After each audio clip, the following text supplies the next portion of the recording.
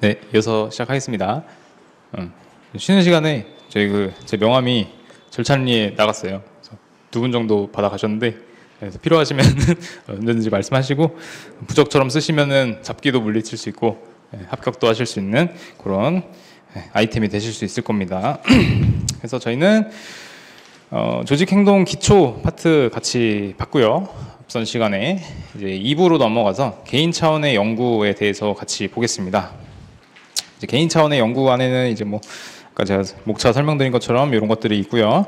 첫 번째로 같이 볼 거는 이제 능력, 태도, 가치관 이것인데 이제 이 친구들은 이제 개인차의 범주에 들어있는 요소들이에요. 그래서 개인의 차이, 개인 간의 어떤 특성, 캐릭터를 나타낼 수 있는 요소들로 2장 여기 페이지는 29페이지 페이지 수가 안 나와 있긴 한데 여기 본장의 요점을 같이 읽어볼게요. 능력의 개념과 종류를 배우면서 창의성, 인지 스타일 등 유사 개념도 학습을 한다. 그리고 이제 태도에 속하는 직무 만족, 조직 몰입, 조직 시민 행동 이런 것들을 구체적으로 학습해서 행동과 태도의 불일치에 기인하는 인지 구조화에 대해서 알아본다. 그리고 가치관의 개념과 수단 가치, 최종 가치 이런 것들을 이해하고 보편적 가치와 일가치의 관계를 학습한다. 다음 이제 능력, 태도, 가치관이 조직 행동에 미치는 다양한 결과를 구체적으로 파악한다. 이게 이제 요 장의 요점이 되겠습니다. 넘어가서 넷플릭스의 얘기가 나와요. 넷플릭스에서는 이제 뭐 우리의 경쟁 상대는 인간의 수면 시간이다라고 이제 하면서 2019년 넷플릭스 CEO 리드 헤이스팅스가 한 얘기입니다. 그래서 요 헤이스팅스라는 CEO가 구성원들한테 자유와 책임을 요구를 했어요. 모든 구성원 개인들이 독립적으로 판단하도록 규칙도 없고 정해진 출퇴근 시간이나 근무 시간도 없고 그리고 뭐 휴가 규정, 경비 지출 규정 이런 거 없고 구성원 평가, 감시 통제 다 없습니다. 아주 좋은 회사죠. 그래서 요 대신에 이제 헤이스팅스가 강조했던 것은 그러니까 이렇게 자유를 주면서 그와 반대로 회사의 가치에 따라서 행동을 하고 숨까지 쉬어야 돼요. 그리고 이제 각자 드림팀에 출중한 선수로서 개인적인 성과를 내야 한다는 거. 그리고 이제 무엇보다도 회사의 이익을 최우선으로 둬야 한다. 최고의 성과를 내는 환경을 중요시 한다. 그리고 각 분야가 정체를 위해서 정밀하게 조율이 된다. 전체가 목적이 돼야 된다.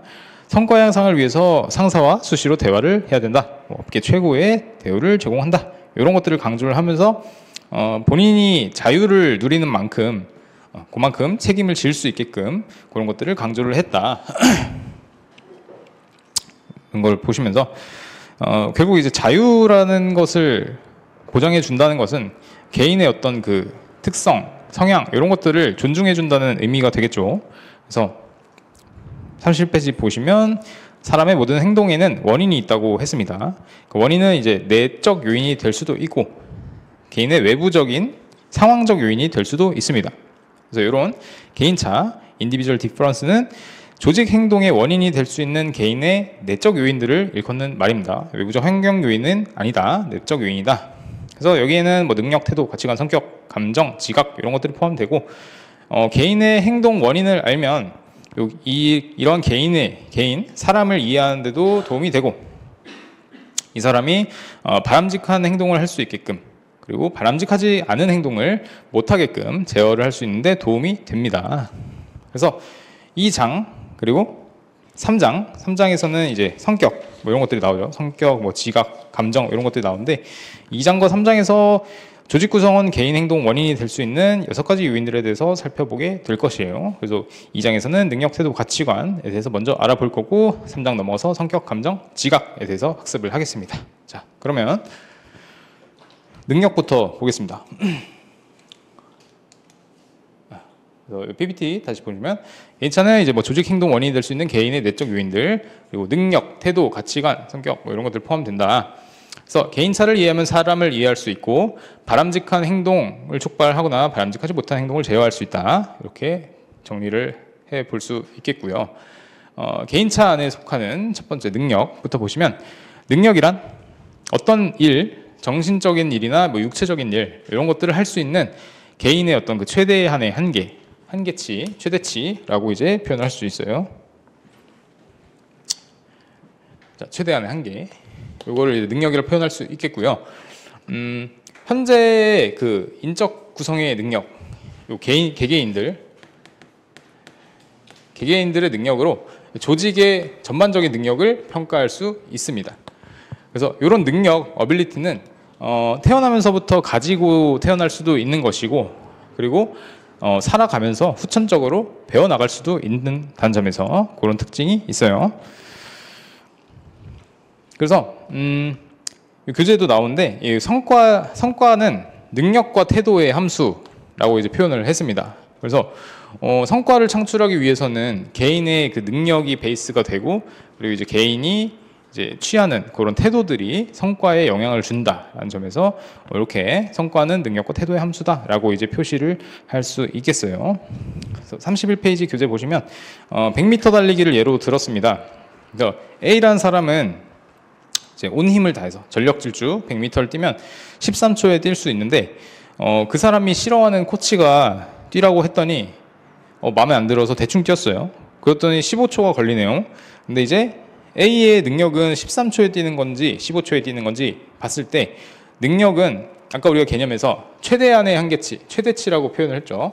최대치이기 때문에 이 사람의 뭐 태도, 싫어하는 코치가 시켜서 15초가 나온 거랑 별개로 이 사람이 전력을 다해서 할 수 있는 13초, 이게 이제 이 사람의 능력이 되는 거예요.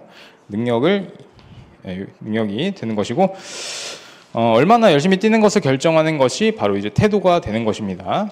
그래서 태도의 원인이 되는 싫어하는 코치가 시킨 요게 이제 태도에 영향을 줘서 성과에 영향을 미친 것이죠. 그래서 태도 때문에 좀 엘리트 구성원이 본인의 최대 능력치를 발휘하지 않는 경우도 많이 있다고 해요.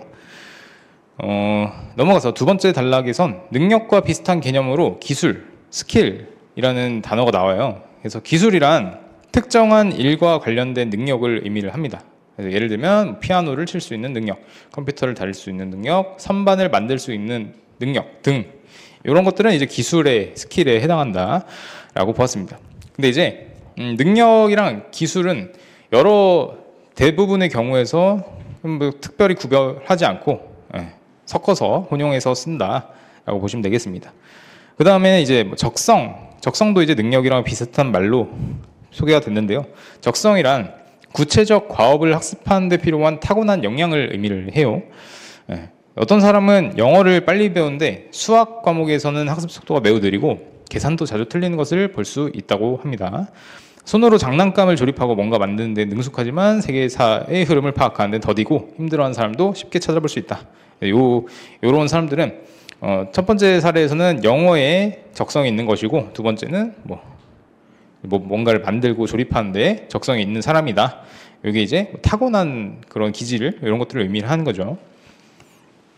최근에는 이제 조직 경영에서 많이 사용하는 용어로 이제 컴피턴시, 역량이라는 개념을 써요. 역량이란 탁월한 업무 수행에 필요한 개인의 특성들을 종합적으로 일컫는 말을 의미를 합니다. 그래서 이런 역량에는 능력도 포함될 수 있고, 지식, 기술 이런 것들도 들어가고, 개인의 가치관, 성격 이런 개인의 그 업무 수행에 있어서 최대한의 베스트의 그 퍼포먼스를 이끌어내는 그런 요소들에 모두 포함한다고 보시면 되겠습니다. 그래서 PPT에 이 개념들에 대해서 한번 정리를 했어요. 기술은 특정한 일과 관련된 능력, 그리고 적성은 구체적 과업을 학습하는 데 필요한 타고난 역량, 그리고 역량은 컴피턴시는 타고난 업무 수행에 필요한 개인의 특성이다 라고 이제 개념을 정리해 보겠습니다. 다음은 능력의 유형으로 넘어갈게요. 그래서 능력, 요 책에는 사실 뭔가 이 목차가 조금 저희 수험에는 딱 맞게 적합하지 않게 이렇게 구성이 되어 있어서 제가 PPT에는 이렇게 능력의 개념 그리고 능력의 유형 이런 식으로 구분을 했거든요. 여러분들도 이런 거는 참고를 하시면서 나중에 제가 그 강사조에는 다 똑같이 반영을 할 거예요. PPT 구성이나 비슷하게. 그래서 약간 수험에 적합하게끔 목차를 구성할 건데 지금 교수들 학습하시는 데 있어서도 그래도 몇 번 회독을 돌리실 때 이런 그 목차들도 같이 정리를 하시면 좋을 것 같습니다. 그래서 능력의 유형으로 넘어와서 첫 번째는 그 관리자한테 필요한 능력. 능력을 나눠볼 수 있겠는데 관리자한테 어떤 능력이 필요한가? 요게 이제 뭐 데이비드 카츠라는 학자가 유형을 구분을 해봤어요.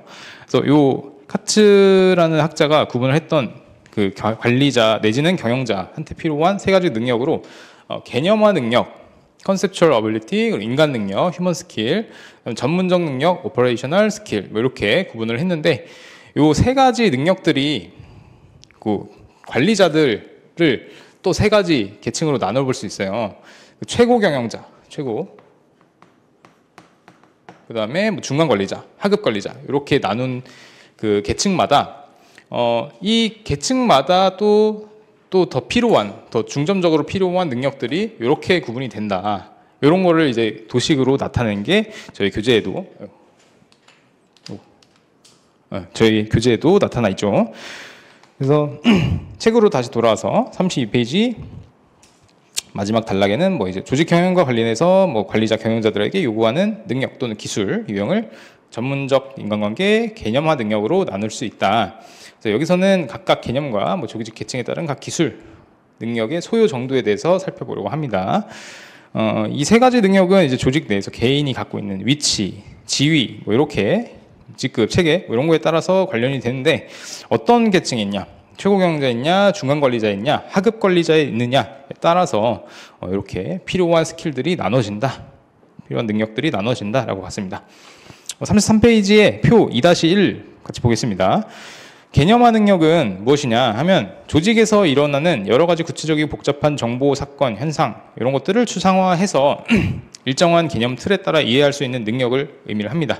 그래서 이러한 능력이 뛰어난 사람은 조직의 상황을 보다 더 빨리 이해해서 조직 목표 달성에 무엇이 필요한지를 꿰뚫어보는, 통찰할 수 있는 뭐 그런 능력이다 라고 이해를 하시면 되겠습니다. 그래서 이 개념화 능력을 어디다 쓰냐 하면 보통은 이제 의사결정 하는데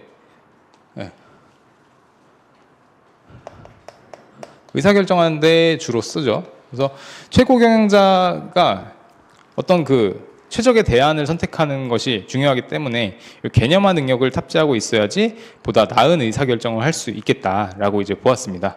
다음으로는 이제 인간관계 능력이 있습니다. 효과적으로 2-1에는 효과적으로 리더십을 발휘하고 조직원들의 동기를 유발시키며 상급자, 하급자 및 동료들과의 원활한 의사소통을 수행하는 등 소요되는 능력을 의미를 합니다.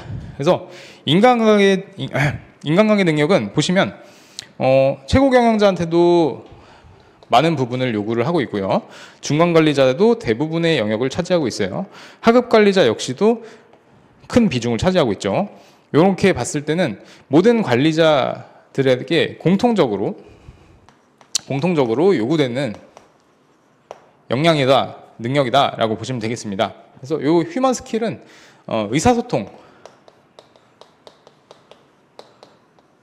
하는데 이제 굉장히 필요한 그런 능력이다. 중간 관리자도 필요하고 경영자도 필요하고 하급 관리자도 필요하다. 요 세 계층 사이를 넘나드는 과정에서도 필요하기 때문에 그래서 요 인간관계 능력이 관리자에 있어서는 가장 그 포괄적이고 일반적이고 공통적으로 요구되는 그러한 능력이다라고 보시면 되겠습니다.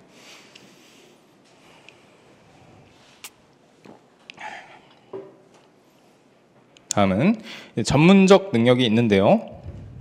전문적 기술이란 특정의 임무 수행을 위해서 그 임무에 필요한 지식이나 방법, 테크닉, 장비 등을 사용할 수 있는 능력을 말하며 이는 이제 경험이나 교육 훈련 등에서 얻어진다라고 되어 있어요. 전문적 능력은 사실 뭐 그런 거죠. 하급 관리자는 이 사람이 담당하는 어떤 그 부서가 있잖아요. 부서, 뭐 예를 들면 뭐 생산 라인이다. 그러면은 이 생산 라인을 관리하는 데 있어서 이 생산 라인의 어떤 그 공정이나 필요한 뭐 기술, 그다음에 뭐 필요한 뭐 공구, 장비, 그리고 뭐 이런 것들을 어떻게 써야 되는지 이런 것들에 대해서 이 하급 관리자가 다 알고 있어야 되기 때문에 전문적 능력은 이런 것들에 대한 이해를 할 수 있는 뭐 그런 능력이다라는 점에서 하급 관리자한테 요구를 하고 있습니다.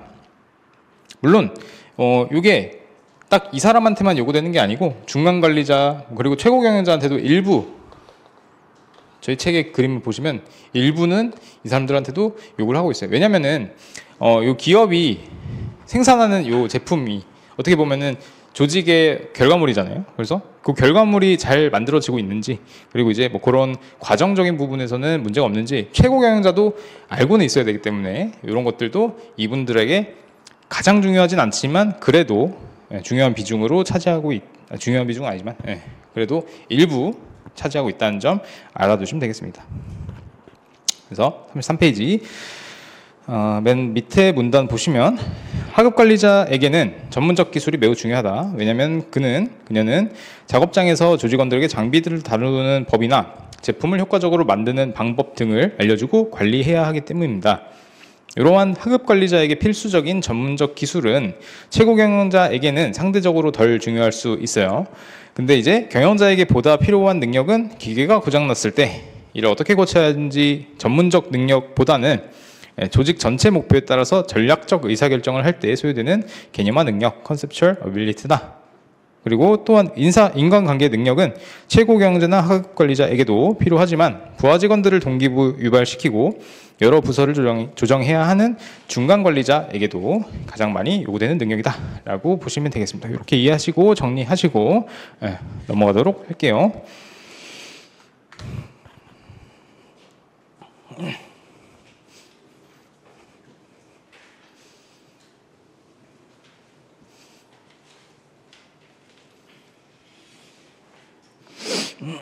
다음에 이제 그 두 번째 유형으로는 창의성이라는 능력이 있어요.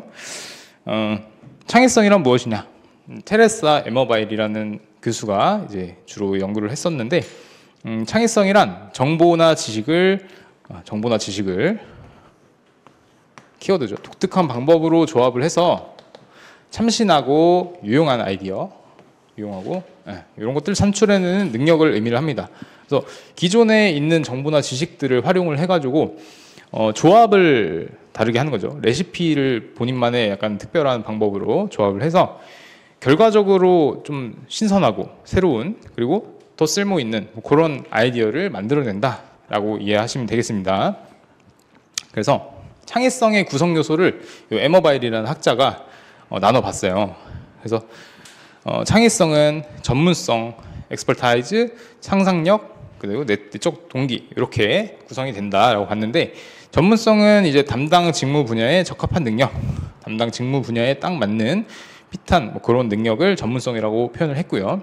그 다음에 상상력은 친숙한 것, 우리가 기존에 알고 있던 정보나 지식 이런 것들을 다른 시각으로, 참신한 방법, 참신한 시각으로 바라볼 수 있는 그런 능력을 상상력이라고 표현을 했습니다. 그리고 이제 마지막으로 내적 동기는 자신이 선택한 일이나 문제 자체를 즐기려는 성향. 이런 동기가 있어야지 그래야지 이제 자신만의 어떤 그 독특한 방법으로 조합을 해서 참신하고 유용한 아이디어를 산출할 수 있게 됐다. 창의성이 증진되었다 라고 이제 보았습니다. 그래서 책을 같이 보시면 34페이지 창의성이란 무엇인가? 창의성이란 뭐 정보나 지식, 제가 말씀드린 개념이고요. 창의적 성과는 천재들에 의해서만 얻어지는 것은 아니에요. 꾸준히 노력해서 획기적 성과를 창출한 노력형 창조자들도 많습니다. 예를 들어서 피카소는 일찍부터 이제 비범한 재능을 보여줬으나 남다른 창의성에 입각해서 획기적인 작품들을 만들어냈고요. 세잔느는 인내를 가지고 꾸준히 새로운 것을 탐색해서 노력한 결과 나이가 들면서 창의성이 두드러지게 된 경우입니다.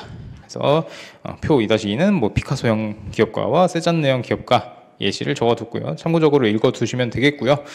다음 단락으로 넘어가면 창의성은 제가 설명드린 전문성, 상상력, 내적 동기 이렇게 세 가지 요소로 구성된다고 보았습니다. 그래서 창의성이 있는 사람들은 일반적으로 내적 동기가 강해서 선택한 일이나 문제 자체를 즐기려는 성향을 가지고 있어요.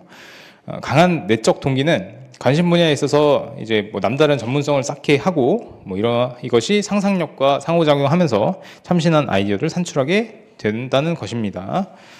그래서 창의성에 관한 현재까지의 그 연구 결과를 보면 지능, 뭐 확산적 사고, 디벌전트 띵킹, 뭐 연상추 유추 능력, 비유나 상상 뭐 이런 것들을 활용할 수 있는 능력, 이런 것들과 관계가 깊은 것으로 나타나 있습니다. 흔히 이제 뭐 지능과 창의성을 동일시하는 경우가 많이 있어요. 구분하지 않고 사용하는 경우가 많지만 객관적으로 봤을 때는 지능이 높다고 해서 무조건 창의성이 높냐? 그건 아닌 거죠. 지능은 높지만 이제 창의성이 떨어질 수도 있고, 그러니까 그냥 기본적인 거에 학습은 잘하지만 뭐 새로운 것들을 창출해내는 능력은 떨어질 수 있다는 거죠.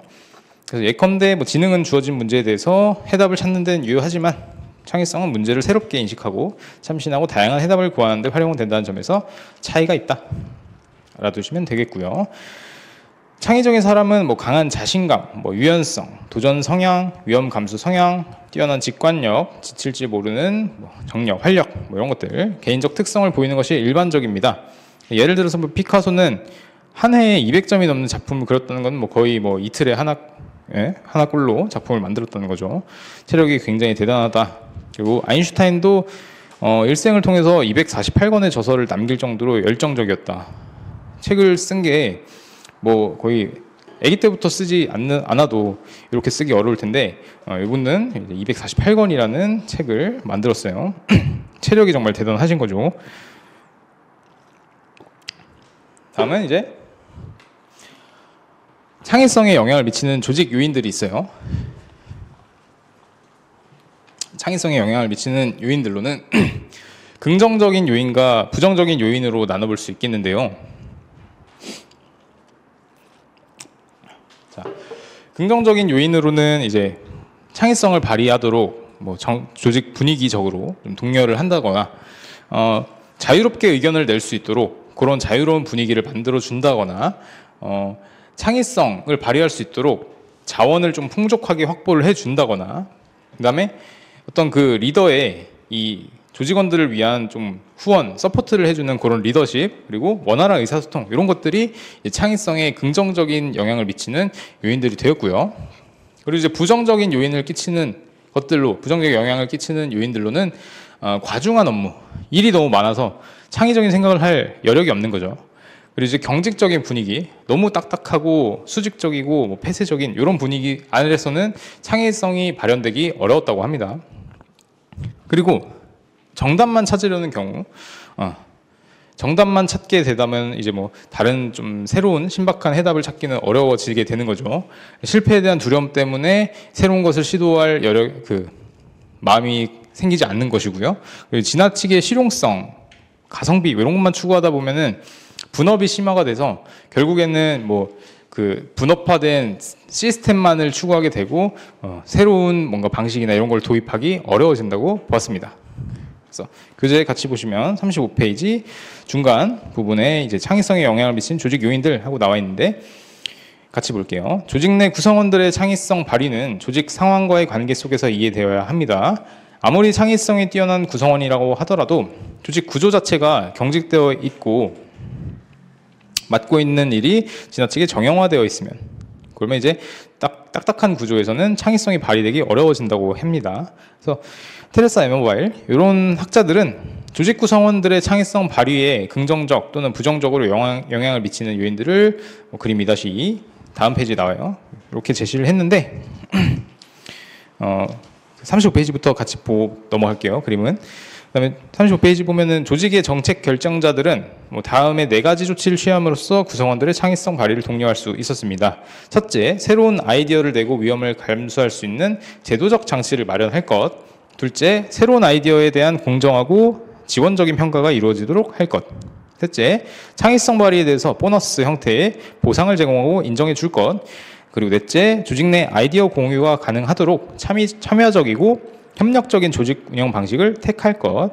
이런 것들이 창의성의 발휘를 독려할 수 있는 그런 정책들이다라고 보시면 되겠습니다. 또한 조직원들이 창의성을 발휘하도록 함에 있어서 상사의 역할도 굉장히 중요하다고 봤습니다. 상사는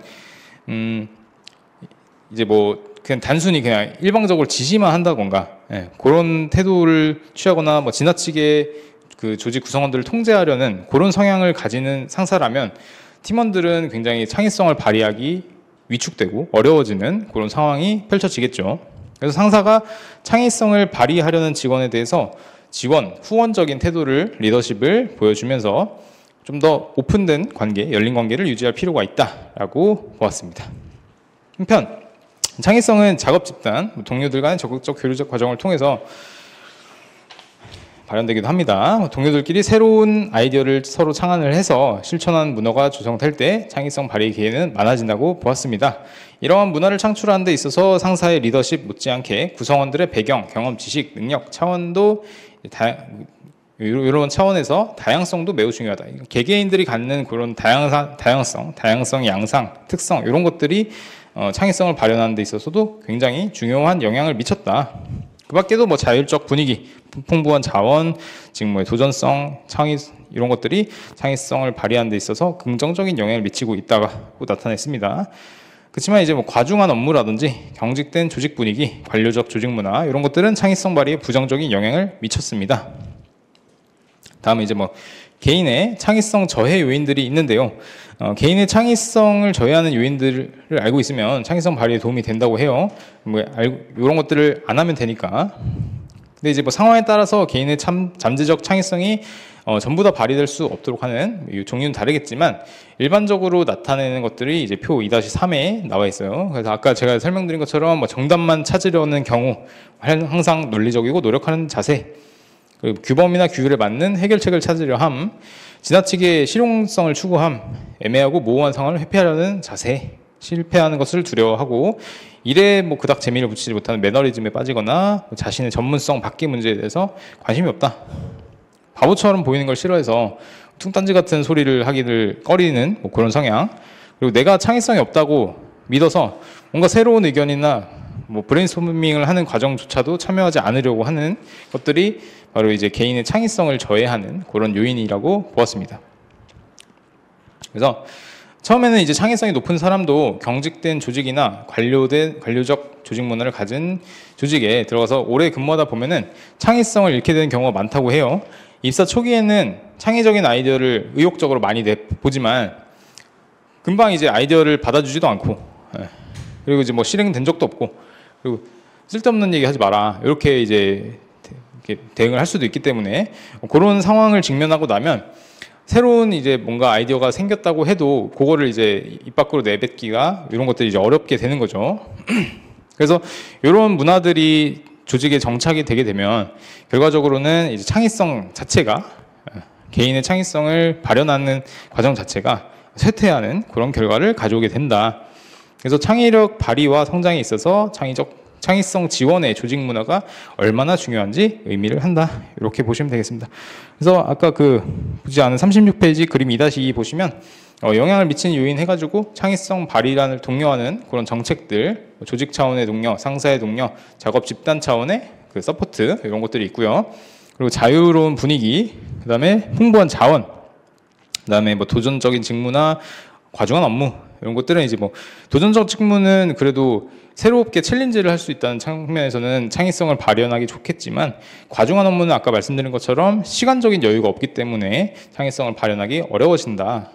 그리고 이제 조직이 경직되어 있어, 관료적인 좀 조직 문화를 가지고 있다. 그러면은 이제 창의성을 발휘하기 어려워진다라고 보시면 되겠습니다. 결론적으로는 창의성은 이제 타고난 성향이라고 볼 수 있겠지만 조직의 어떤 그 통제 가능한 상황 요인에 의해서 영향을 미친다는 점에서 의미가 있다. 조직 행동론 차원에서 그렇게 의미가 있다라고 보시면 되겠습니다. 이거 이제 보충학습 자료, 제가 오늘 프린트로 나눠드린 자료에 있는 내용인데요. 이제 그레이엄 월러스의 창의적 사고 과정이라는 내용입니다. 그러니까 창의성이 어떻게 발현되는지를 4가지 단계를 통해서 이제 나타냈어요. 그렇게 연구를 했는데 프린트 같이 보시면 그레이엄 월러스는 사고의 기술을 형식화하기 전에 2가지를 먼저 제안을 했습니다. 첫 번째, 인간 조직과 의식의 개념 가운데 예술이 다루어야 하는 일반적인 사실들을 나타내는 것이 무엇인지, 그다음에 예술이 수정을 시도해야 하는 자연스러운 사고 과정이 무엇인가, 이런 것들을 이제 제안을 했어요. 해결의 대상이 되는 문제의 선택과 문제를 해결하는 과정에 초점을 둔 거죠. 그래서 사실 이 창의성이라는 게 어떻게 보면 조금 예술 쪽이랑 관련이 있어서 예술과의 그 연구를 많이 했더라고요. 그래서 근데 이제 조직 차원에서도 창의적인 아이디어를 이렇게 내고 혁신적인 그런 이제 변화를 하기 위해서는 창의성이 굉장히 필요하기 때문에 이런 연구들도 조직 행동론을 이해하는 과정에서 필요하다라는 측면에서 같이 볼게요. 그래서 두 번째 단락 보시면 그레엄 월러스가 가장 중요하고 새로운 사고가 그에게 왔을 때 방식 묘사하는 내용들로 사고의 단계를 설명했는데요. 헬르물츠라는 학자가 좋은 아이디어는 그의 모든 방향에서 문제에 대해 사전 조사를 한 이후 어떤 노력도 없이 예상하지 못한 때에 나타났다고 보았습니다. 그래서 그 아이디어는 피로하거나 업무 중 떠오른 게 아닌 여가를 보내고 있을 때 발현이 됐다고 설명을 했어요. 그래서 그레엄 월러스는 이와 같은 헬르물츠의 그 일화에서 3단계 사고 과정을 형식적으로 분석을 했고 이후에 이제 한 단계 덧붙여서 이렇게 4단계에 걸친 사고 과정, 창의적 사고 과정을 제시를 했습니다. 하나씩 보시면요. 먼저 이제 준비 단계예요. 첫 번째 단계가 이제 준비 단계인데 프리퍼레이션, 문제의 공식화라고 이제 표현을 했습니다. 저는 자료 및 재료를 수집하고 정보를 수집하고 사람이나 자료를 조직하는 뭐 그런 단계라고 보시면 돼요. 그래서 이 단계에서는 밑에 달라 보시면 문제에 대해서 모든 방향에서 사전 조사를 하고 좋은 아이디어를 얻기 위한 어떤 그 초석을 이제 다지는 그런 노력을 하는 단계라고 보시면 되겠습니다.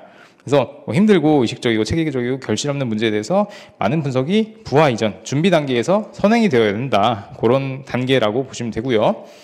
두 번째 단계는 이제 부화, 인큐베이션 단계인데요. 이 단계에서는 이제 보다 본격적으로 이제 정보를 수집하는 그런 단계라고 보면 되겠습니다. 그래서 문제에 대해서 뭔가 의식적으로 생각하지 않는 그런 단계인데, 그러니까 이 정보 자체를 그냥 수집을 하는 것을 목적을 두는 거예요. 근데 이제 이런 경우에는 그냥 생각하지 않고 그냥 무작정으로 이제 그 정보를 모으면서 알을 깨기 전의 단계, 그런 단계라고 보시면 되겠습니다. 세 번째 단계는 이제 조명, 통찰 이렇게 표현할 수 있겠는데, 이 단계는 이제 아이디어를 개발하는, 반짝하는 그런 단계입니다. 그래서 이 단계에서는 멋진 생각이 구성되며 선행하는 심리학적 이벤트를 즉시적으로 동반해서 함께 발현을 합니다. 그래서 이거는 의식적인, 갑작스러운, 그리고 즉각적인 확신의 특성, 최종적인 아이디어가 개발되는 문제 해결책이 발현되는 그런 과정입니다. 마지막 단계가 이제 아이디어 평가, 검증, 베리피케이션 이 단계인데, 이 단계에는 이제 해결안의 유효성과 평가, 유효성에 대해서 평가를 하고 검증하는 단계인데요. 아이디어를 요 조명 단계에서 개발을 했으면 이게 이제 그 적합한지 검증을 하는 단계가 필요하죠. 유효한지 그런 단계가 이제 검증 단계다. 그래서 요 아이디어 개발 단계에서는 보다 이제 확장적인 사고가 필요하고요. 이 아이디어 평가 과정에서는 수렴적인 사고가 필요하다라고 보았습니다. 그러니까 확산적인 사고는 이 아이디어를 개발하기 위해서 좀 머리를 열어두고 보다 이제 조금 개방된 환경에서 생각을 여는 그런 과정이라면, 이 검증 과정에서는 이제 내가 하나의 아이디어를 선택을 해야 되고 그게 이제 유효성을 갖는지 평가를 하는 그런 단계이기 때문에 보다 이제 조금 포커스를 맞춘 수렴적인 사고를 갖는 그런 단계라고 보았습니다. 그래서 이런 단계를 통해서 창의성이 발현이 되고요. 그래서 우리가 이제 창의성 관련한 문제가 나왔을 때 월러스의 이런 창의성 발현 과정도 개념 발현 과정, 그다음에 이제 영향을 미친 요인들 이런 식으로 목차를 구성을 해서 정리를 해볼 수 있겠습니다. 다음은 이제 인지 스타일로 넘어갈게요. 인지 스타일에는 마이어스 브리그스라는 학자가 나오는데 여러분들한테는 MBTI라는 이제 내용으로 더 친숙하실 겁니다. 원래는 그 이전에는 칼 융이라는 학자에 의해서 이 인지 스타일의 분류가 이루어졌는데 이후에 이제 마이어스 브리그스 이 두 분이 모녀 관계거든요. 그래서 이 분들에 의해서 타입 인디케이터 이런 설문 양식이 구축이 된 겁니다. 지우고. 그래서 책에는 이제 인지 스타일이란 37페이지 맨 하단에 인지 스타일이란 인간이 정보를 어떻게 판단하고 지각하는가에 관련된 정신적인 과정을 의미합니다. 그래서 칼 융이 처음에 이제 분류를 했고 마이어스 브리그스가 발전을 해서 오늘날에 MBTI가 널리 알려지게 되었고 우리나라도 한창 붐이 일어났었죠. 그래서 MBTI는 4가지 차원으로 이루어져 있습니다. 그래서 이들은 개인의 에너지가 어느 쪽으로 많이 사용되는지, 에너지 방향에 대한 차원, 그리고 외부의 정보를 인식하고 수집하는 방법은 어떠한지, 정보를 인식하는 차원, 그리고 어떤 방식으로 의사결정을 하는가, 의사결정하는 그런 방법, 그리고 어떤 양식으로 살아가는가, 생활 양식 차원으로 4가지로 나눠볼 수 있겠어요. 근데 이제 이 각각의 4가지들은 서로 상반된 2가지 요인을 가져요. 에너지 방향은 바깥쪽으로 퍼져 나가는지 안쪽으로 퍼져 나가는지 해서 외향형과 내향형으로 나눌 수 있고요. 외향적인 사람은 주로 이제 다른 사람을 만나고 교류하는 데 에너지를 씁니다. 내향적인 사람은 주로 자기 자신을 위해서 에너지를 사용하고요. 정보 인식 방법 차원에서는 감각형, 센싱과 직관형, 인투이션, 그래서 저희가 보통 S, N으로 나누죠. 그래서 감각적인 사람은 현실적인 반면에 직관적인 사람은 이상적이고, 소위 말해서 이제 상상을 좀 많이 하는 그런 사람이다. 표현을 할 수 있겠습니다. 세 번째, 이제 결정 방법의 차원에서는 사고형, T와 감정형, F로 대비가 되죠. 사고를 중시하는 사람은 조금 논리적이고 비교적 분석적, 객관적인 반면에 감정을 중시하는 사람은 의사결정을 할 때 타인의 마음을 좀 중시를 해서 타인의 감정이나 마음을 중시를 해서 잘잘못을 따질 때 있어서도 이런 그 심리적인 내용까지도 참작을 해줘야 된다. 그렇게 믿는 차원이라고 보시면 되겠습니다. 그리고 마지막으로 생활 양식은 판단형, 저칭과 인식형, perceiving이 있습니다. 판단형은 계획적으로 인생을 살아가는 사람, J라고 하죠, J. 그리고 인식형은 즉흥적으로 살아갑니다. 그래서 이렇게 설명한 4가지 차원, 각각의 8가지 요인들을 대비시켜 설명하면 그림 2-3처럼 표현을 할 수가 있겠죠. 저는 참고로 MBTI가 ENFJ예요. 이제 에너지 방향이 바깥으로, 그래서 집 밖으로 나돌고, 그 다음에 정보를 인식하는 과정에서 저는 좀 그 이상적으로 생각을 하는 편입니다. 현실성이 조금 떨어지는 생각을 한다고 볼 수 있겠고요. 그리고 이제 의사결정을 하는 방법에서 감정에 조금 동요되는 경향이 있어요. 그래서 저희 그 동업자분에게 많이 혼나고 있습니다. 사업해야 되는데 그 현실적인 생각이 아니라 좀 약간 너무 감정에 치우친 게 아니냐 하면서 많이 혼나고 있어요. 그리고 생활 양식은 저는 조금 계획적으로, 수험할 때도 일을 할 때도 계획적으로 판단을 해서 약간 뭐 계획을 막 엄청 세운다기보다는 약간 뭔가 내가 계획하려고 했던 것들이 이루어지지 않으면 조금 불편한 심리를 갖는 것 같아요. 그래서 저의 그 생활 양식에 있어서 그래도 뭔가에 그냥 두루뭉술하게나마 계획을 세워놓는 뭐 그런 스타일이라고 보시면 되겠습니다. 그래서 저의 예시로 한번 설명을 드려봤고요. 이러한 마이어스와 브리그스의 연구는 공헌과 한계가 있었습니다. 그래서 요거는 책에 나오지 않는 내용이라서 한번 그 정리를 같이 해주시면 좋을 것 같은데, 하나씩 보면 이 마이어스 브리그스 연구의 공이라고 보자면 자기 인식을 향상을 했어요. 요 MBTI 설문 다들 해보셨나요? 해보셨으면 아시겠지만 자기의 그 선택으로 설문지에서 이렇게 선택을 해가지고 결과를 받는 거잖아요. 그래서 나를 돌아볼 수 있는 그런 자기 인식이 향상됐다는 점에서 공이 있고, 그리고 나의 그 개개인의 어떤 그 경력 가이드 제안하는 데 있어서 개개인의 인지 스타일, 뭐 성격 양상 이런 것들을 파악하기 좋은 도구로 평가를 받았습니다. 그리고 마지막으로 대중성이 높다. 우리나라도 사실 MBTI를 가지고 거의 뭐 소개팅도 할 때도 활용할 수 있고, 뭐 그 기업에서 이제 면접을 볼 때도 MBTI를 많이 활용한다고 하더라고요. 그래서 그런 식으로 높은 대중성, 실무적 활용도를 갖는다는 측면에서 공헌이 있다. 다만 이제 이런 한계도 있어요. 저희가 이제 4가지 차원을 이제 각각 차원별로 2가지 양상으로 나눴잖아요.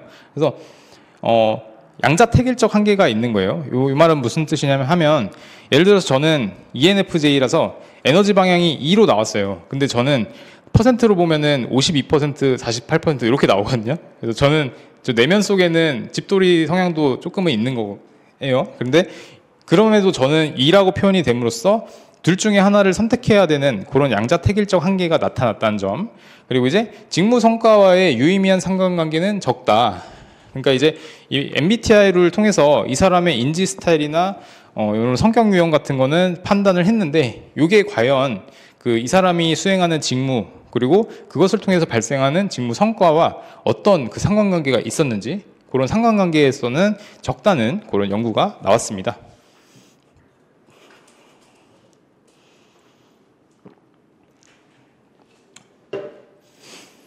그렇게 해서 저희가 이제 능력의 내용들을 살펴봤고요. 다음은 이제 태도로 넘어갈게요. 태도로 넘어가서 태도란 무엇이냐? 특정 대상에 대해서 좋아하고 싫어하는 것, 호불호 라고 표현을 많이 하죠. 특정 대상에 대해서 좋아하고 싫어하는 것인데, 이거는 이제 뭐 특정 대상이 있고, 그리고 대상이 처한 상황이 있고, 여기 있어서 개인 행위에 직접적인 영향을 미치는 변수라고 보았습니다. 그래서 이 태도는 주로 이제 저희 뒤에 나오는 가치관하고 조금 비교가 되는 개념인데요. 가치관은 조금 오랜 시간에 거쳐서 구축된 그런 개념이라면, 태도는 조금 그래도 일시적이고 조금 그래도 좀 구체적이고 약간 그런 개념이라고 보시면 되겠습니다. 그래서 가치관은 저희가 뭐 약간 그 나의 그 삶의 태도 뭐 이런 것들을 표현을 하겠지만, 태도라고 하면은 그 상황에 맞는 태도가 될 수 있기 때문에 좀 더 구체적이고, 근데 이제 그 태도가 쉽게 변할 수도 있다는 점에서 불안정적인 개념이다 라는 특징을 가지고 있습니다. 그리고 개인의 성격, 경험, 문화, 집단, 지위 뭐 이런 것들에 의해서 태도가 형성이 돼요. 개인 성격 자체가 약간 뭐 좀 호의적이거나 뭐 아니면 좀 무례할 수도 있고, 그리고 이제 뭐 경험이나 이런 것들을 타서 좀 안다고 해서 거만할 수도 있잖아요. 그런 태도가 결정될 수도 있고, 문화에 따라서 약간 뭐 개방적인 문화에 있었던 사람은 그래도 조금 좀 열린 마음으로 타인을 바라볼 때 그런 태도를 유지할 수 있겠고요. 뭐 집단 지위가 높아서 꼰대가 될 수도 있는 뭐 그런 태도도 이런 것들에 의해서 형성이 된다 라고 보시면 되겠습니다. 그래서 아까 이제 능력에 대해서 저희가 공부를 할 때 성과는 능력과 태도의 함수이다 라고 이제 표현을 했잖아요. 그래서 이 태도도 역시 성과를 결정하는데 하나의 변수가 된다라는 점에서 알아두시면 되겠습니다. 책을 같이 볼게요. 39페이지. 태도란 무엇인가? 자, 특정 대상에 대해서 좋아하고 싫어하는 것, 호불호를 태도라고 합니다. 그래서 맡은 일이 좋으면 열정을 가지고 하고, 다니는 회사가 정말 마음에 들면 앞장서서 회사를 위해 희생하려는 자세를 가지게 됩니다. 이들은 이제 태도가 좋은 사람들의 하나의 예가 되겠죠. 그래서 우리가 흔히 대할 수 있는 각종 매체에 대한 태도도 개인에 따라서 다를 수 있는데, 뭐 특정 정당이나 정책에 대한 뭐 태도, 동료에 대한 태도, 직무에 대한 태도, 특정 제품에 대한 태도, 뭐 이런 것들이 다 다를 수도 있고, 조직 행동론에서 초점을 맞추고 있는 것은 이제 뭐 직무나 조직에 대한 그런 관련된 태도입니다. 그래서 직무나 조직, 개인이 수행하는 직무나 개인이 속해 있는 조직과 관련된 태도로는 직무 만족, 직무 몰입, 조직 몰입, 충성심, 일체감, 조직 시민 행동 등이 있어요. 개인의 행동을 결정하는 데 있어서 태도는 가치관보다 더 많은 영향력을 행사를 하는데요. 가치관이 상황을 불문하고 개인 행위에 광범위하게 영향을 미치는 믿음, 그러니까 기저에 깔려있는 뭐 그런 믿음이라면, 태도는 특정한 대상이나 상황에 있어서 개인 행위에 직접적인 영향을 미치는 그런 약간 디테일한 그런 변수라고 보시면 되겠습니다. 다시 말해서 이제 태도는 구체적인 개념이라면 가치관은 태도에 비해서 보다 광범위하고 포괄적인 개념이다. 차이를 알아두시면 되겠습니다. 가치관과 태도가 보통은 이제 조화를 이룹니다. 방향이 좀 비슷한 것 같아요. 근데 이제 항상 뭐 그런 것은 아니다라고 보는데, 남을 도와줘야 한다는 가치관을 가진 관리자라고 할지라도 비도덕적인 동료를 돕는 거에는 부정적인 태도를 가질 수 있어요. 그런 거는 이제 가치와 태도가 같은 방향으로 가는 건 아닌 거죠. 그래서 가치관은 또 도덕적인 내용을 포함하고 있습니다. 그래서 인사관리에 있어서 남녀에 따라서 승진에 차별을 두는 것은 잘못된 일이다라는 말은 가치관의 어떤 그 도덕적인 측면을 반영하고 있지만 조직원의 능력 향상을 위해서 교육을 실시하는 것을 좋게 생각하고 있다라고 말하는 것은 이제 그 사람의 어떤 그 태도, 구체적인 태도를 반영하고 있는 것이죠. 여기서 이제 욕구란 이제 뭐 태도와 관련된 개념으로서 안전, 편안함, 배부름과 같이 본원적인 개인의 어떤 그 본질적인 것으로서 이를 충족시키기 위한 현실적인 수단이 필요합니다. 예를 들어서 이제 우리가 배고픔을 느낄 때 먹을 것에 대한 니즈를 가질 수도 있고, 보다 구체적으로 카레를 먹고 싶다라는 이제 원치를 가질 수도 있습니다. 그래서 욕구로 인해 어떤 행동이 유발될 수 있다는 점에서 욕구는 태도와 유사한 개념, 비슷한 개념으로 볼 수 있지만 태도는 보다 안정적이고 욕구보다는 안정적이고 지속적이다라는 점에서 욕구는 태도보다 더 일시적이고 즉각적으로 변화할 수 있다는 점에서 차이가 있는 개념이다라고 이제 이해를 하시면 되겠습니다. 그래서 태도의 개념에 대해서 알아봤고요. 다음은 이제 태도의 구성 요소가 있는데 PPT부터 보면 구성 요소는 태도는 요 세 가지 측면으로 나눌 수 있어요. 인지적 평가, 그 다음에 정서적 평가, 행동적 평가. 그래서 뭐 인정행 이렇게 두 문자를 따서 나타날 수 있는데, 인지적 평가, 코그너티브 평가. 이거는 뭐냐? 나의 상사에 대해서 있는 그대로를 평가를 한 거예요. 그래서 내 상사가 권위적이다, 권위적인 사람이다, 꼰대다 이렇게 평가를 했고, 정서적 느낌은 무엇이냐 하면 이 대상에 대해서 내가 받아들인 감정, 정서를 의미를 합니다. 느낌을 의미를 합니다. 그래서 나는 이 권위적인 상사가 그래서 싫다, 권위적이라서. 그래서 행동적 의지는 이런 대상에 대해서 내가 취하는 행동 양상을 표현을 합니다. 그래서 나는 이런 권위적인 상사가 싫기 때문에 이 사람의 말을 따르지 않겠다, 대들겠다, 이런 행동 의지를 나타내는 것이 복합적으로 상사에 대한 태도를 나타내고 있습니다. 그래서 이 세 가지 구성 요소들은 각각 하나하나가 태도를 형성한다기보다는 이 세 가지 요소들이 서로 상호작용을 함을 따라서 전반적인 그 태도를 구성하는 요소가 된다라고 이해를 하시면 되겠습니다. 교재를 보시면 40페이지 맨 하단에 태도는 인지적, 감정적, 행동적 요소로 구성됩니다. 인지적 요소는 대상에 대해서 개인이 가지고 있는 평가나 신념을 말하는데요. 나의 상사는 권위적이다라는 표현은 태도와의 인지적 요소를 나타내는 말이고요. 감정적 요소는 대상에 대한 느낌을 의미를 합니다. 나는 나의 상사가 권위적이라서 좋아하지 않는다는 표현은 태도에 있어서 감정적 느낌을 표현한 하나의 예인 거죠. 마지막으로 행동적 요소는 대상에 대한 행동 성향을 나타내는 말로써 나는 권위적인 상사의 지시를 따르지 않겠다라는 말이 상사에 대한 나의 그 어떤 행동에 대한 의지를 나타낸 것입니다. 그래서 그림 2-4와 같이 표현을 할 수 있겠어요. 그래서 그림 같은 것도 요 교재에 나와 있는 것을 제가 뭐 강사저에 실을 수 있는데, 나중에 이제 뭐 그 모의고사를 보거나 답안을 쓸 때 이런 그림들도 활용할 수 있다는 점 여러분 참고해 두시고 알아두시고 암기를 해 두시면 좋을 것 같아요. 그림 같은 거는 평소에 여러 번 연습을 해봐서 손에 좀 익혀놔야지 실제 시험을 보실 때도 이제 좀 예쁘고 좀 정돈되게 그릴 수 있는데, 뭐 이런 그림을 그린다고 하면 우리 답안지에 이렇게 있으면 이 그림을 생각보다 안 그려보면 내가 그림을 조금 크게 쓰는 게 중요해요. 예를 들면 이런 그림 같은 경우도 반 페이지에 걸쳐서 조금 큼직큼직하게 이렇게 나타낼 수 있어야 되는데, 간혹 가다 보면은 안 그려봤어. 그러면은 정말 요만하게 그리면 보이지가 않아요. 이러면은 그림을 안 그리는 것만 못한. 그래서 여러분들이 답안지를 큼직큼직하게 써주시면 돼요. 그래서 그림도 좀 크고 예쁘게 잘 보일 수 있게 그려주는 게 훨씬 답안지의 인상을 높일 수 있기 때문에 이런 거는 그냥 참고적으로 알아두시고, 저희가 인사도 그렇고 경조도 그렇고 그림 그릴 일이 조금 많을 거거든요. 그래서 저희 같은 경우도 모양자 같은 것도 많이 썼었어요. 수험 생활하면서. 그런 것들도 활용해서 뭐 일직선으로 딱 예쁘게 그림 그려주시면 그 답안지의 인상이 훨씬 좋아진다 라고 보시면 되겠습니다.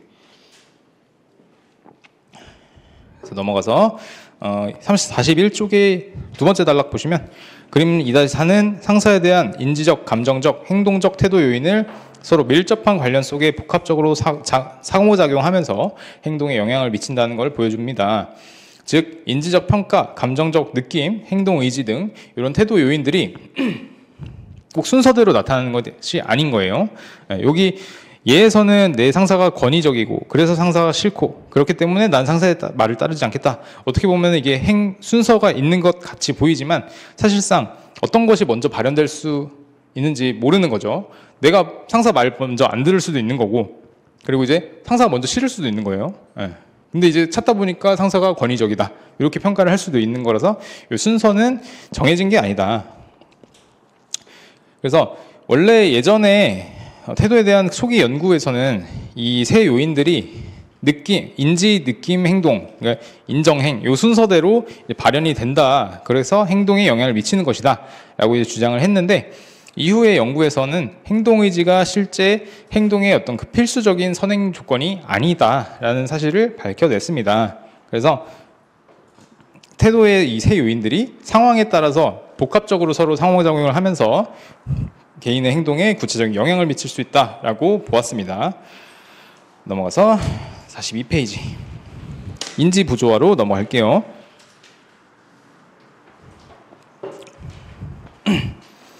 자, 인지 부조화 이론으로 넘어왔습니다.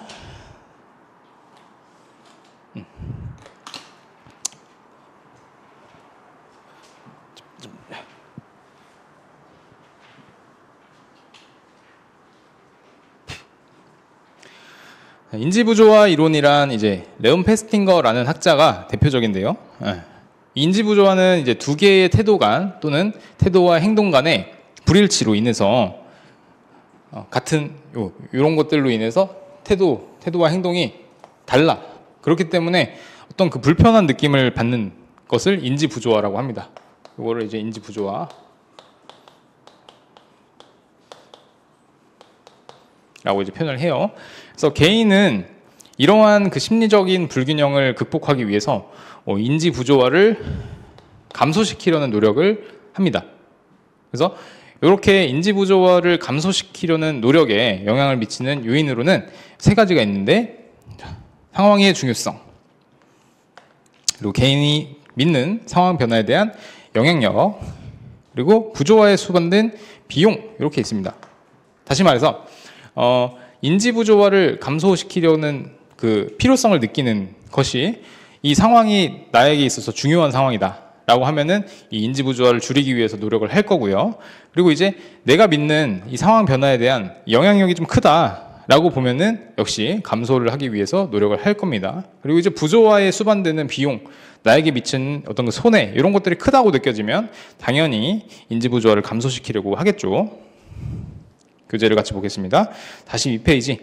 자, 인지부조화 이론은 페스틴저라고 되어 있는데 저는 페스팅거라고 이제 불렀습니다. 레온 페스팅거가 주장한 이론인데 두 개의 태도 간 또는 태도와 행동 간에 불일치가 발생하면 개인은 인지부조화를 경험하게 됩니다. 인지부조화는 이런 개인의 심리적 균형을 깨트리기 때문에 이것을 이제 감소시키려는 쪽으로 노력을 하게 되는데요. 말씀드린 것처럼 이렇게 태도와 행동 간의 부조화가 발생한 경우에는 행동은 이미 발생을 했어요. 그렇기 때문에 돌이킬 수 없습니다. 엎질러진 물이기 때문에 행동은 주워 담을 수 없는데 이 행동보다는 나의 태도는 쉽게 바꿀 수 있다는 거죠. 예를 들어서 휴일에도 회사에 당직자가 있어야 한다라는 어떤 그 당위적인 판단, 당위적인 태도는 사실을 인정하지만서도 당장 당신한테 휴일에도 이제 오늘 같은 날 당직을 서라고 하면 부정적인 태도를 취할 수 있다는 거죠. 해야 된다는 건 알지만 하기 싫다. 이렇게 표현할 수 있는 거죠.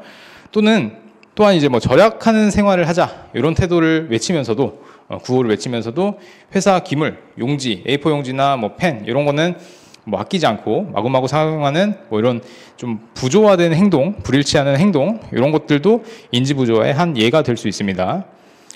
그리고 이제 뭐 담배는 건강에 해롭다. 백해무익하다 이런 태도를 알면서도 계속해서 흡연을 하는 행동 역시 인지부조화의 한 예가 되겠습니다. 그래서 대부분의 흡연가들은 담배를 끊음으로써 행동을 바꾸기보다는 누구누구는 하루에 담배 3갑 피우고도 90세까지 살았다든가, 담배를 피우는 즐거움도 없으면 인생에 무슨 의미가 있겠냐는가 한 것 같이 흡연에 대한 태도를 바꿔서 인지 부조화를 해소하려고 합니다.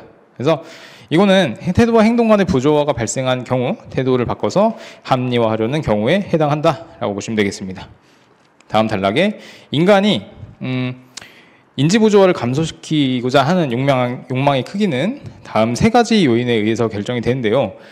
즉 부조화가 생기게 된 상황의 중요성, 중요한 행동이고 중요한 신념일수록 이 인지 부조화를 감소시키려고 하는 욕망의 크기가 커진다. 그리고 개인이 믿는 상황 변화에 대한 영향력의 정도, 내가 이 상황을 통제할 수 있고 그렇게 할 수 있다고 믿을수록 인지 부조화를 감소시키려고 하는 노력을 하고 그 욕망이 커진다. 그런 의미가 되겠고, 마지막으로 부조화의 수반된 비용, 부조화를 통해서 나한테 손해가 많이 발생할수록 나는 인지 부조화를 감소시키려는 욕망이 커지고 그렇게 노력을 할 거다. 이렇게 보시면 되겠습니다. 그래서 그런 내용들을 제가 설명을 했고, 이런 인지 부조화는 조직 변화와 변화 저항 등 여러 조직 현상을 설명하는 데 쓰입니다. 그래서 조직 구성원들의 행동을 바꾸려고 할 때 그들의 신념, 태도, 새로운 행동이 조화를 이룰 수 있도록 참여의 기회를 많이 주는 것이 인지 부조화의 해소를 돕고 변화 저항을 줄이는 방법이다.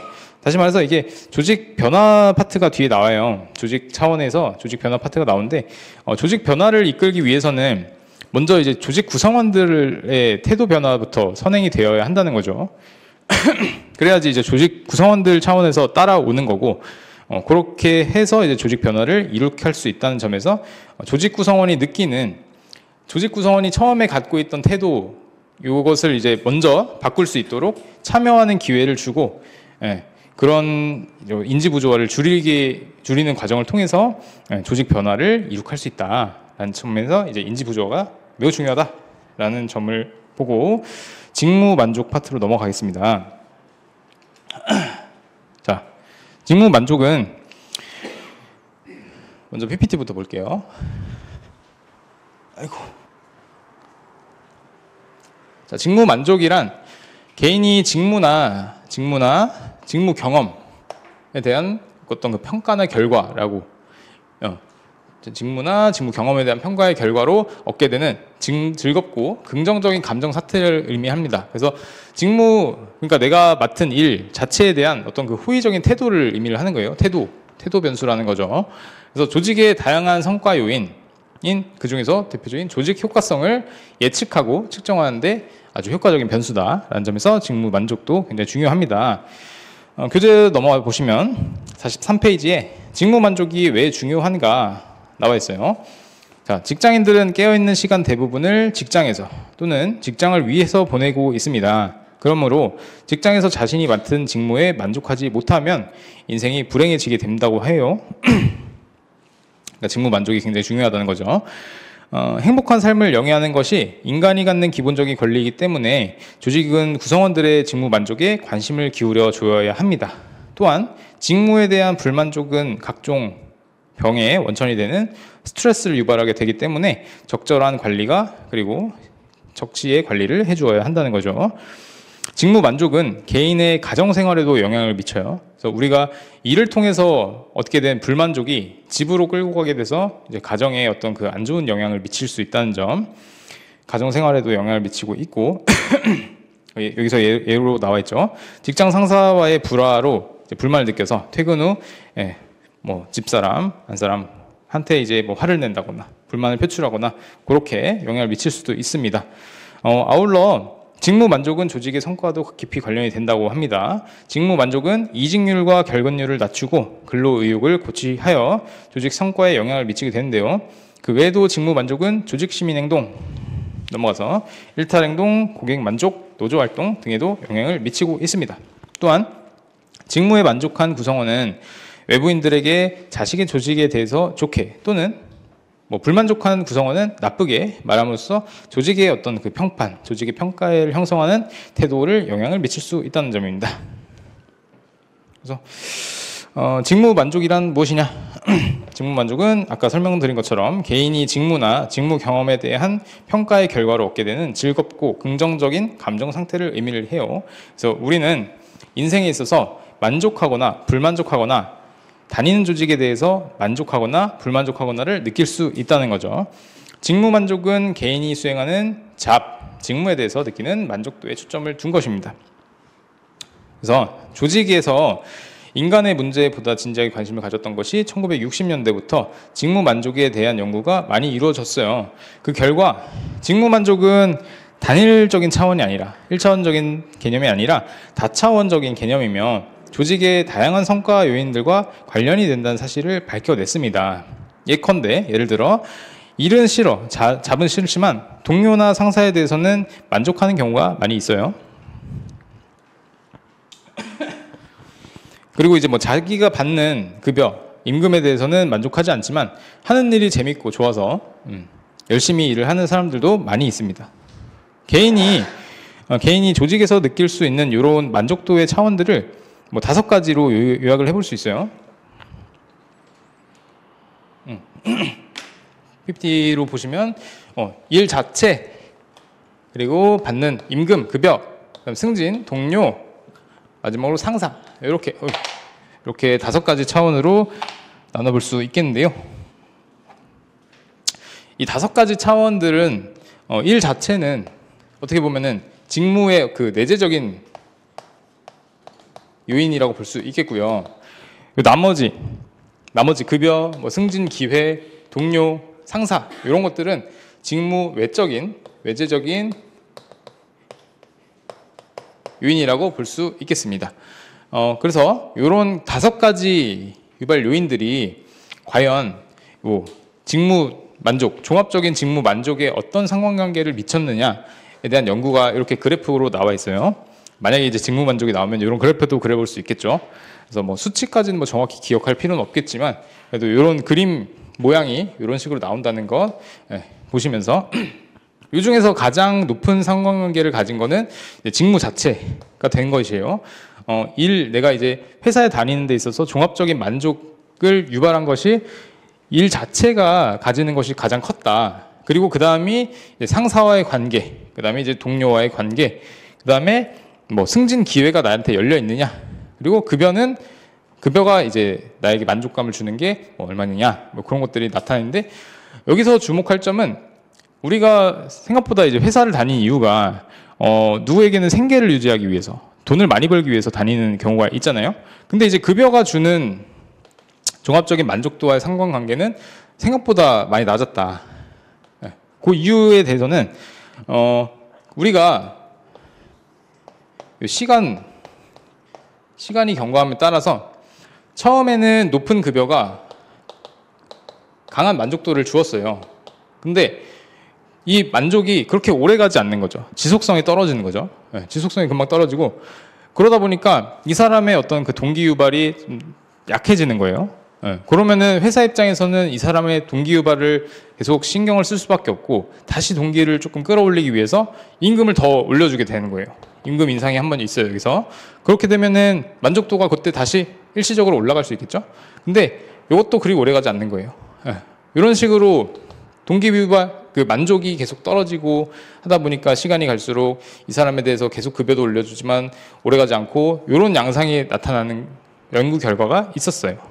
그렇기 때문에 급여는 종합적인 차원에서는 이제 만족에 큰 영향을 주지 않았다는 점에서 조금 유의미한 연구를 확인해 볼 수 있었습니다. 그래서 45페이지 다시 중간 3번째 단락 보시면 사람에 따라 또 문화에 따라 이들 중 어느 차원의 만족을 더 중요시 하는가가 달리 나타납니다. 예컨대 오늘날의 전문직 종사자들은 승진이나 직위보다는 연봉을 더 중요시하는 경향이 있어요. 돈이 더 중요한 거죠. 아울러 직무 만족은 이들 이외에 일 방식, 일하는 뭐 방식, 그리고 근무 시간 등 여러 가지 다른 차원에서도 분석을 해볼 수 있었습니다. 그래서 매듭 2-2에 따르면 자신이 재직 중인 회사에 대한 불만이 60%에 육박하는 것으로 나타났다고 해요. 불만의 이유가 가장 큰 것이 회사가 시스템이 없고 주먹구구식이다. 그래서 불만족스럽다. 뭐 일하는 방식에 대한 혁신이 필요하다라는 것을 의미를 했죠. 넘어가서 조직원들의 만족, 불만족은 어떤 결과를 낳느냐.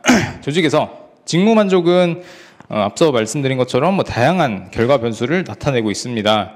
구성원들의 만족도가 높아지면 이직이나 결근이 줄어들게 되고 조직 시민 행동을 더 많이 보이게 돼요. 조직 시민 행동은 이따 뒤에서 다루게 될 거기 때문에 참고적으로 조직 시민 행동이 더 많이 보이게 된다. 이 정도만 알고 계시면 좋을 것 같아요.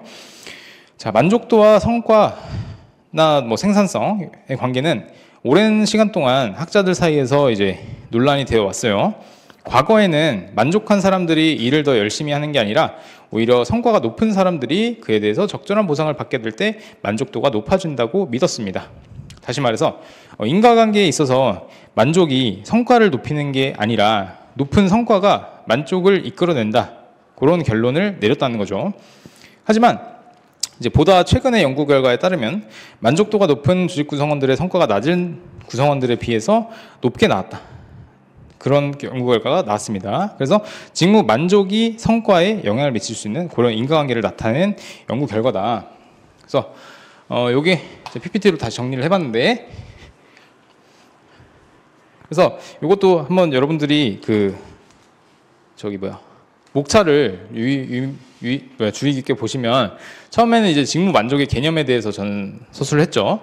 그 다음에는 직무 만족이 유발되는 원인 변수에 대해서 나열을 했습니다. 그래서 원인 변수를 뭐 내재적, 외적적인 차원, 그리고 각 변수들마다 종합적인 만족과의 상호간 관계가 어떤지 뭐 그런 것들을 구체적으로 나타내 볼 수 있었고요. 그리고 마지막으로는 직무 만족의 어떤 결과, 직무 만족을 통해서 어떤 결과가 창출이 되는지 뭐 그런 거에 대해서 목차 구성을 해볼 수 있었습니다. 그래서 교재는 구체적으로 나와 있지는 않은데 저 나름대로 한번 해봤기 때문에 여러분들도 참고하시면 그리고 답안 쓰실 때 좋을 것 같아요. 그래서 직무 만족을 통해서 발생하는 결과 변수로는 뭐 이직 결근율이 감소하고 조직 시민 행동이 증가하고 일탈 행동이 감소되고 직무 성과에 긍정적인 영향을 미친다. 근데 이제 직무 성과에 대한 잠시만요. 직무 성과에 대한 전통적인 견해에 따르면 성과가 창출해서 그 구성원한테 보다 좀 긍정적인 보상이 주어지면 이 구성원이 만족을 느꼈다라는 연구가 있었는데, 최근에는 직무를 만족하는 것 자체만으로 성과에 좋은 영향을 미치게 되었다. 어떻게 보면은 이것도 맞는 말이고 이것도 맞는 말이라서 이게 다시 성과 창출에 긍정적인 영향을 미쳤다는 점에서 순환 관계에 있다라는 점이 현대적인 연구에서는 유의미하게 보았습니다. 자, 넘어가시면 불만족에 대한 내용이 나와요. 그래서 조직원들이 불만족이 46페이지 같이 보시면 조직원들의 불만족이 높아지면 조직에 여러 가지 부정적 결과를 가져오게 됩니다. 요거의 반대 내용이 나오겠죠. 이직 결근이 늘어날 뿐만 아니라 뭐 서비스, 일의 질이 떨어져서 뭐 제품에도 영향을 미칠 수 있고 파업이나 투서 같은 일탈 행동이 늘어나게 돼요. 물론 이제 모든 불만족을 행동으로 표출하는 것은 아니지만 많은 경우 사람들은 불만족하면서도 어느 범위 안에 있는 범위 안에서는 행동을 나타내지 않는다. 이런 형상을 이제 2-5와 같이 나타낼 수 있겠는데, 이 그림은 만족하는 사람과 불만족하는 사람을 적극적으로 행동하는 것과 소극적으로 행동하는 경우로 나눠서 1, 2, 3, 4 네 유형으로 구분을 하고 있는 거예요.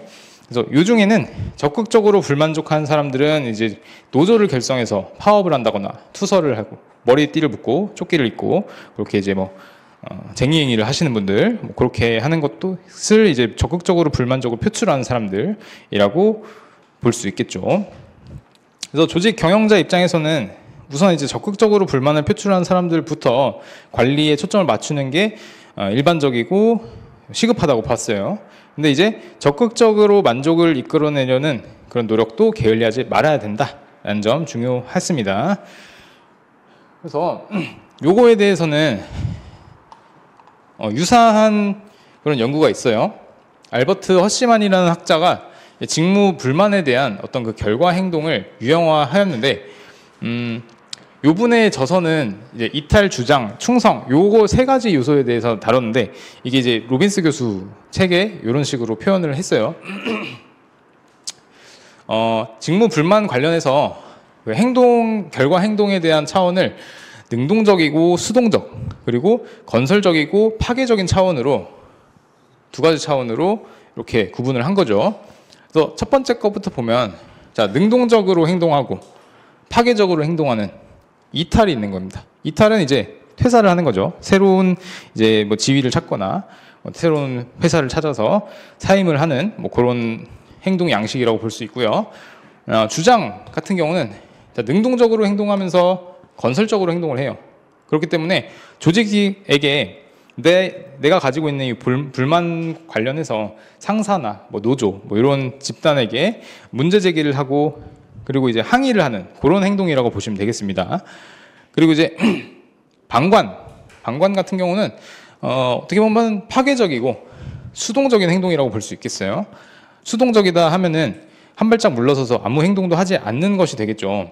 그래서 이런 사람들 같은 경우는 이제 뭐 상습적으로 뭐 지각을 한다거나 결근을 한다거나 노력을 하지 않고 뭐 실수가 잦고 이런 사람들은 이제 방관적인 행동을 보인다라고 이제 구분을 했습니다. 마지막으로 이제 충성 같은 경우는 로얄티 건설적으로 행동하면서 수동적으로 행동하시는 분이에요. 그래서 이 조직에 불만은 가지고 있지만 조직에 충성을 하기 때문에 나는 이 조직이 장기적으로 봤을 때 더 나아갈 수 있게끔 충성을 하고 가만히 있겠다라고 보시면 될 것 같아요. 그래서 결과적으로는 이 조직과 이 조직을 운영하는 경영진에 대한 강한 신뢰를 가지고 있다. 그렇게 행동하시는 분들을 충성의 한 유형이다라고 보시면 되겠습니다.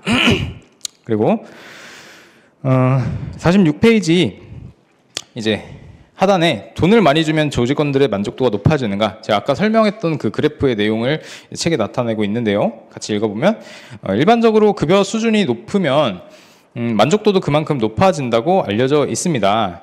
금전적으로 여력이 생기면 좋은 집도 구할 수 있고 멋진 차도 굴릴 수 있으며 자신이 쓰고 싶은 곳에 쓸 수 있게 되기 때문이죠. 또한 이제 높은 연봉은 사회적으로 그만큼 성공했다는 징표, 기준이 되기 때문에 고 연봉자의 만족도가 저 연봉자에 비해서 높겠다라고 이제 가정을 할 수 있다는 거죠. 그래서 학계에서도 1980년대까지는 이제 급여 수준이 생계 유지, 생활 안정, 그리고 명예와 관련되기 때문에 가장 강력한 동기부여 수단이며 행복과 만족의 원천이라고 믿었습니다. 그러나 급여와 만족도 간의 관계에 대한 많은 연구들을 종합 검토한 연구 논문에 따르면 급여 수준과 만족도, 급여에 대한 만족, 직무 만족, 일반적인 만족도와의 관계는 매우 약한 것으로 나타났다는 거예요. 다시 말해서 급여를 많이 준다고 해서 급여에 대한 만족도나 직무 만족도, 일반적인 만족도가 별로 높게 나타나지 않았다는 점에서 유의미한 의미가 있다는 점. 그래서 이 결과는 미국 같은 약간 선진국, 어떻게 보면은 급여보다는 나의 그 어떤 자아 실현 이런 것들이 더 중요하다라고 믿을 수 있는 그런 선진국에서에 해당하는 얘기가 될 수 있겠지만 지금의 우리나라에서도 어떻게 보면 선진국에 해당하는 나라이기 때문에 연구 결과가 영향이 미칠 수 있다라고 판단할 수 있겠어요. 연봉 1억을 받는 대기업 부장의 만족도가 연봉 3천만 원을 받는 신입사원의 만족도보다 반드시 더 높다고는 볼 수 없겠죠. 미국의 경우에는 지난 50년 동안 급여 수준은 3배가 뛰었지만 일반인의 만족도는 별로 높아지지 않았습니다. 급여 수준이 만족도에 큰 영향을 미치지 못한 이유는 사람들이 높은 연봉을 받게 된 초기에는 일시적으로 만족할 수 있겠지만 시간이 지나면서 그 높은 수준 급여에 대해서 적응을 하고 익숙해져서 더 많은 연봉을 받기를 기대를 하는 거죠. 그래서 이것을 만족도를 결정하는 데 있어서 급여 수준보다는 다른 요인들이 더 작용을 한다라는 증거로 해석을 할 수 있었습니다. 그래서 다음에 이제 영국에서 수행된 다른 연구에서는 급여를 주는 방식이 급여 만족도, 일반적인 만족, 고용 안정 만족도와 갖는 관계가 크다라는 것을 나타냈는데요. 그래서 즉 성과와 연동된 방식으로 급여를 제공할 경우, 성과를 기반으로 해서 급여를 제공할 경우에는 만족도가 높아진다라는 연구 결과를 얻었습니다. 그래서 일을 잘하건 못하건 그냥 뭐 급여를 많이 주는 거는 의미가 없다. 성과를 높이 낸 조직원한테 더 많은 급여를 제공하는 게 바람직하고 공정성이 있기 때문에 나는 그거에 대해서 만족도를 더 느낄 수 있다. 이런 인과관계가 있다라는 점을 시사를 한 거죠. 다음 페이지 넘어가서.